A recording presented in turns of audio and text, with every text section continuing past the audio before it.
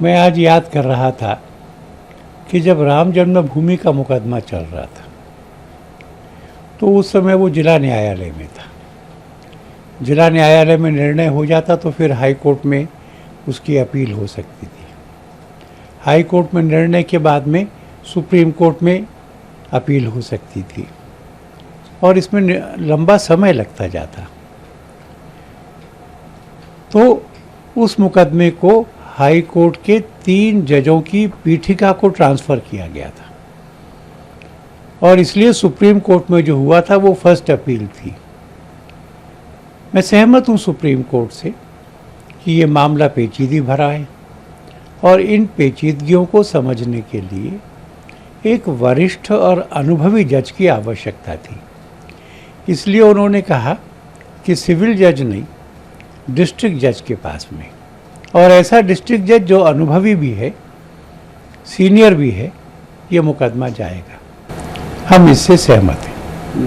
इस बात को रखा गया मुस्लिम पक्ष के द्वारा कि उस इलाके में जहां पर शिवलिंग का दावा किया जा रहा है वो शिवलिंग नहीं है बल्कि एक फव्वारा है।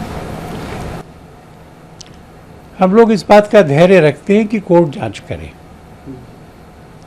हमें तो विश्वास है कि वो शिवलिंग है और क्योंकि नंदी उनको देख रहे हैं इसलिए वह मूल मंदिर का मूल ज्योतिर्लिंग है।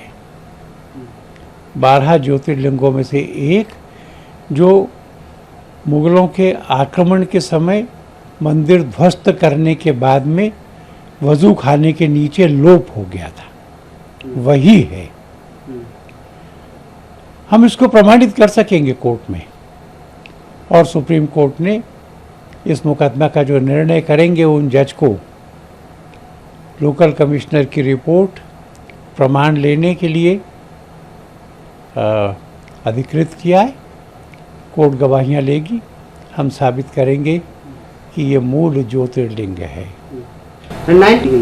उसे लेकर आप क्या समझ रहे हैं कि क्या कुछ लाइन क्लियर हो पाई है कि जिस तरीके से बार बार ये कहा जा रहा था कि इस मामले की सुनवाई में नहीं हो सकती क्योंकि 1991 का एक्ट लागू है? मुझे ऐसा लगता है कि 1991 का एक्ट इस पर लागू नहीं होता। एक तो उस एक्ट की धारा 4 स्वयं ये कहती है कि अगर कोई धार्मिक स्थान किसी अन्य एक्ट के द्वारा चलता है तो ये एक्ट लागू नहीं होगा। तो 1984 या 85 से काशी विश्वनाथ मंदिर का अलग कानून पहले से ही है और आज सुप्रीम कोर्ट ने भी ये संकेत किया है कि वो एक्ट इस बात के परीक्षण को नहीं रोकता कि वो स्थान मंदिर है कि मस्जिद है कि या दोनों है। दोनों होना भी तो संभव है क्योंकि जहाँ पे शिव का मंदिर है, जहाँ पर शिवलिंग है, वो स्थान तो मस्जिद नहीं हो सकती। मस्जिद में शिवलिंग का होना संभव नहीं है। तो क्या ये नहीं हो सकता कि जहाँ शिवलिंग है वहाँ शिव का पूजन हो और बाकी जगह पर जाकर मुसलमान अपना नमाज अदा करें? अल्टीमेटली क्या होगा? क्या हिंदू ऐसे ही अपमानित होंगे या उनका मार्ग निकलेगा? मथुरा और काशी के मंदिर हिंदू समाज को वापस हों, ये हिंदू समाज की सैकड़ों वर्षों से आकांक्षा भी है और इसके लिए प्रयत्न भी हुए हैं। संभव है कि यह मुकदमा उसके मार्ग को खोलने वाला साबित हो।